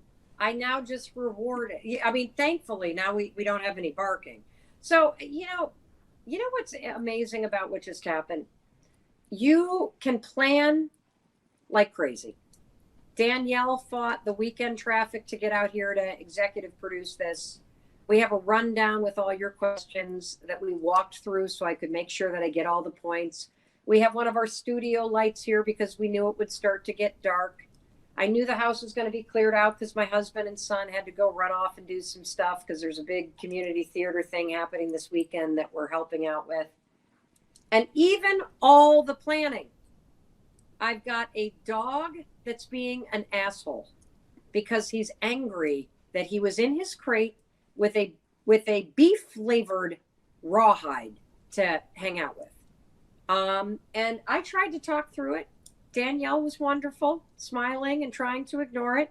And it just goes to show you, you can plan and plan and plan, and something is going to go wrong. And the key to being successful, I believe, one of the keys, is that when things are not going according to plan, do not throw the entire plan out. Just problem solve on the fly. I have learned the hard way that I need to put my dog on his bed and give him a rawhide out here, and then he'll be quiet. That's what I learned from all of this. So I appreciate, and I hope what you learned is that all the things that you think that you need to get perfect before you hit go, before you start, before you lay that first brick on your dream, you do not need to get things perfect. You need to just start going brick by brick every single day. So ask me this question. How do you know? So this was a question from Antoinette. Antoinette on LinkedIn. Antoinette. So Antoinette wants to know, what do you do if an opportunity comes up that is within the realm of this dream that you have, but you're not sure if you want to take it? How do you know if you should take it or not, right? Is that generally the question? Yes. Excellent. Sorry. Here's how I decide. Close your eyes and think about this opportunity. Does the idea of pursuing this in some way expand how you feel? Does it create possibility? Does it open doors? Or as you close your eyes and you think about this opportunity with these people or in this place or defined like that, that the opportunity makes you go, that's how you know. You have to listen to your energy. And if you sit there and you close your eyes and you think about this opportunity and the people involved with it, and you feel a tiny little bit expansive, yet there's all these, but I don't like this person, but I don't like that, but I don't like the other thing. ask yourself, is there a way to pursue an aspect of this opportunity that I can change things about so I feel more comfortable? So for example, one thing that happened to me when people in the television business started approaching me about a daytime talk show is any single meeting where television executives would tell me that in order to be on television, I had to turn over my digital business to a television company. That is an example of an opportunity that fits within my dream, right? Which is a daytime talk show. That's a huge way to make an impact. And so there's a piece of that that's super expansive. But the second that anybody started talking about taking a stake in my digital business, I was like, and so by sitting and thinking about the opportunities, I could become very clear that yes, I wanted to explore projects in television. And of course, now I have a daytime syndicated talk show, but I was unwilling to do any opportunity in it where my digital business would somehow be on the table. And so think about, is there an aspect of this opportunity that makes you nervous that you could shift it so that it works for you and you take the piece that's making you feel suffocated or closed down or restricted or shrunk off the table? Is that a good answer for that? Did I answer it properly? Okay, not properly, but effectively. Okay, excellent. I set a timer for the bread. Oh, I took it out. Thank you. Okay. It already looked burnt. Julia, we sent out a video yesterday that was called The Dream Killer. It was 3 things that kill your dreams. First of all, huge props to our team. Super creative. The content has been on fire. So our team is really killing it. And I loved the creativity in that video. And that video talked a lot about waiting and procrastination and the things that you do that kill your dreams. And Julia has a question about it. If you didn't see it, just go to Instagram or Facebook or YouTube. It's on YouTube. It's on all 3 channels. It's probably on LinkedIn too. Mm-hmm. And it's the 3 things that kill your dreams. Julia says, I want to start working on a business now. And I've tried a bunch of times, but each time I try, I fail miserably. How many of you have tried to pursue something and you failed miserably every time? Give me a thumbs up so that Julia knows she's not alone and so that you see that you're not alone. And here's why she fails miserably. She says she gets too stressed out and I have too much on my plate with an infant and being a stay-at-home mom. Should I push forward even though my health suffers by putting too much of my plate? I'm thinking of just waiting until my daughter goes into preschool 2 years from now. What do you think? 2 years from now? No, you're not waiting. Here's what you need to do, Julia. You have an infant. You're a stay-at-home mom.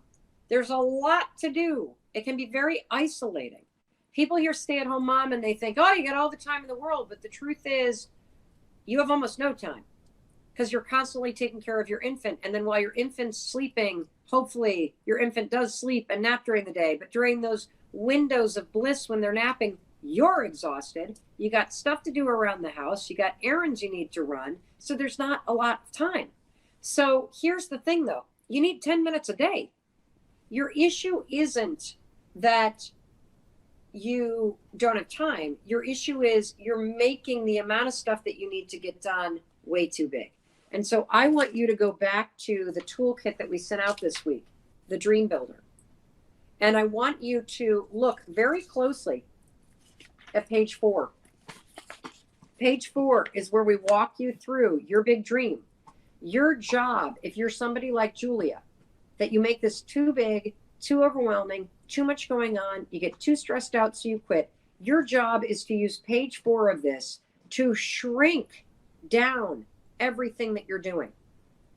You are only allowed to work on your dream 10 minutes a day. When you get really good at finding 10 minutes a day to Google something, to read something, to write something, to work on one blog post, to make one phone call, when you get really good at working that in, move it to 15. When you get really good at 15 minutes, Add a second 15-minute block at a different time in the day. Remember, brick by brick to make it stick. If you're stressed out, if you're overwhelmed, if you fail all the time because you got too much on your plate, I'm going to tell you right now, the problem is you are not breaking down your dreams into small enough chunks. I worked on the book I'm writing today for 10 minutes. 10 minutes. That's it. 10 minutes. That's all I did. 10 minutes. 10 minutes a day, I'll get the book written. I can write 700 words in 10 minutes. Will they be words that make it to the final book? Probably not, because it was a bunch of shit that I barfed up today in terms of the stuff that hit the paper. But 10 minutes a day is enough for me to do something, to lay one brick. Take the pressure off, Julia, by shrinking what you need to do. But dear God, do not say all or nothing. This is all or nothing thinking, everybody. Either I quit my job or I quit my dream. Nope, all or nothing thinking. And I keep my job and I find small ways to work on my dream. Either I'm a failure and I wait 2 years because I'm too overwhelmed, or I get stressed out and I make myself crazy while I'm trying to pursue my dreams. No. How about I'm a stay-at-home mom taking care of an infant, and every day I find 15 minutes to work on my dream. That's it. Don't stress yourself out. The second you're overwhelmed, the second you're stressed out, you have too big of a chunk on your plate every day. Shrink it down. The thing that you have on your plate today, I got to know what your to-do list looks like. Build a website, write a book, make 10 phone calls, sell product. Way too big. You got to break it down to one phone call. You know who has a really good book on this? Tom, I think his first name is Thomas. The guy who was one of the co-founders of Keller Williams, he wrote a book called The One Thing. And it's all based on the progress principle at Harvard, that there's one thing you do a day, that successful people focus on one thing that they're going to do today. And I want you to adopt that philosophy, only shrink it down to one thing you do a day that you can get done in 15 minutes. Okay? Awesome. If you have other questions that you want to have me ask, go for it. Did I skip one? Oh, Michelle. Yeah, Michelle. Michelle, for the theme dream. So we asked you this week of all the dreams you keep writing down, what's the theme? My theme is to write one of the top 10 most read books in personal development of this coming decade. So when 2030 rolls around and they make all the lists, top 10 books of the year, I want my book to be on that list, because that will mean that the impact that I'm out to make in terms of helping people build healthier minds and healthier lives.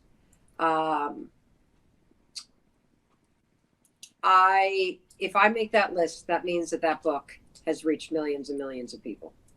And I don't care if it's reached millions and millions of people through libraries, through downloads, through videos. It's not about the sales. It's about something that measures the impact. That's my huge goal. And so I've asked you to pick one of the big, big, big dreams that you have and to make it the theme this year. So writing, being a writer, thinking about myself as a writer. I don't think about myself as a writer because I'm dyslexic, because I hate writing. I have a story that I'm not good at it. I have a story that it takes a long time. But I want to change that. And so the theme this year is around this book that I'm writing called The 5 Decisions. And it is about changing the way that I look at myself and truly owning the idea that I am a writer, that I'm an artist, that I create things, and that speaking is not the only thing that I do. So she asks, so she's on the topic of theme. For the theme for the year, does it need to be specific? I ask because I'm energized by health, nutrition, and fitness. I know I want to be in this space somewhere, but I don't know where. Do I want to be a nutritionist? Do I want to be a physical trainer, health and fitness coach, or write a blog? The opportunities seem endless. How many of you relate to this question? You have dreams, but you're not quite sure what the manifestation of that dream is. You know you want to write a book, but you're not sure what the book is. You know you want in this decade to launch a business, but you don't know what the business is. You know that health and fitness is something that you're energized about, but you don't know what the hell that means. You know that you want to transform your relationship to love, but you're not sure what that means. How many of you feel that way? Give me a thumbs up so that we know if this is a question that's resonating with you. Because I love the fact that you said that the opportunities seem endless, because you're right. They are endless. We live in the most amazing moment of time. Truly. You know, maybe we should put, is it silence thing on the side? That way it won't come in. Boom. Yeah. Okay. Good. We live in the most amazing moment of time. The opportunities are endless. And in a decade, guess what? You could become a nutritionist. You could also have a practice where you do physical training. You could also, as part of your nutritional practice and physical training practice, provide health and fitness coaching. And as part of all of that, of course, you would be writing a blog. And so to me, what I think that you should do is I think that you should just pick that general theme. That the theme for the year 2020 is health and fitness. And maybe, if I may, that the theme is not only health and fitness, but the theme is becoming an expert in health and fitness. Dear God, is the cat coming now? This is like Dr. Doolittle around here. Oh, for crying out. Noodle! We're about to hear, come here. Come here. Okay, you're about to hear the dog and the cat fighting. This is just like real behind the scenes. It's a really good week for not letting perfectionism get in the way. Yes, we are showing you that. Kara, a whole lot. Oh my God. Oh God, are you doing something? Yes, come on in. Hi, I have a friend here. I'll finish this. Come on You're in. doing marshmallow. That's right. Oh my God, I love your jacket. Will you stop? I love you. My gorgeous. I love you too. I miss you too. I was watching the first part of this. Oh my God, come on in for a second. Oh God. Come say hello to everybody. Hi. This is Danielle. Everyone, come say hello right here. This is Kara stopping by. Get over on your thing. Go on. What? Just say I hello thought to you- everybody. So you can. Hi. I'm going to answer No this. chance. Yeah, yes, and my dear friend Kara Hollis. Sit down. Help yourself to anything. Okay. There she goes. Help yourself to anything. No. YOLO. No, YOLO. I don't want him jumping on you. He's super friendly. Oh, he's talking to you now. Oh, now he's going to wiggle over to Hi, her. Wells fans. Oh. She's the greatest ever. Oh, so is Kara. Amazing. So, yeah, I think for you, it's not only about exploring, it's about the expert aspect of it. Do we have one more question? Yes, we do. We have one from Adam from Okay. our community text network. Okay, cool. What do you think about choosing my dream based on money? There's a thought that if your heart isn't in it, then you won't be successful because you won't put your best effort into it. But on the other hand, money is a driving factor for a lot of people and they're successful. I really value your opinion. I would love to know what you think about So this. choosing it because of money? Yes. I don't think there's anything wrong with that if it's calling you. I love money. I love making money. I love, like, here's the perfect Spending example. money. Yeah, I love spending money. Here's the perfect example. So for a long time, my marriage was rife with conflict because my husband and I were in the wrong roles. And my husband does not value money. He is not driven by money. He does not care about money. He would just as soon live in a yurt with a Coleman 2-burner stove and, be in the woods all the time. I, on the other hand, have come to learn about myself that I am insanely ambitious. I love to build things. I love the game of money. I love the game of business. The more that I embrace that, the more money that I make. And so there's a huge aspect to what I do that's fulfilling because I love making a lot of money. And so I don't think that there's anything wrong with having a dream that also makes a lot of money. I don't think there's anything wrong with a dream of being financially independent, because the one thing that happens when you start to be able to pay your bills and you start to be able to put money away is you become present to the fact that you spent a lot of your life worrying about money and you spent a lot of time and stress thinking about it. And that is the one side effect to making a lot of money that's incredible. suddenly that worry, that stress, it's removed. And if people tell you that that doesn't make a material impact on the quality of your life, they're fucking wrong. Having lived in both paradigms. And so I think there's nothing wrong with having a dream that also is anchored in making money. Here's the thing. You will not be successful if you're just driven though by the money. You won't be, unless your heart's in it. You know, if you're somebody that just wants to make millions and millions of dollars, go into finance, work 100 hours a week, flush your life down the toilet. Yeah, it's temporary. You'll have the money, but you know, I think there's nothing wrong with it, honestly. But I don't understand if the question is my dream is to make a shitload of money, or my dream is to do X and make a ton of money doing it. Mm-hmm. As long as you're passionate about this vision that you have, the sky is the limit. And there's zero wrong with having aspirations around making money. Hey, it's Mel. Thank you so much for checking this video out. And if you like this one, I have a feeling you're going to like this one too. I'll see you there.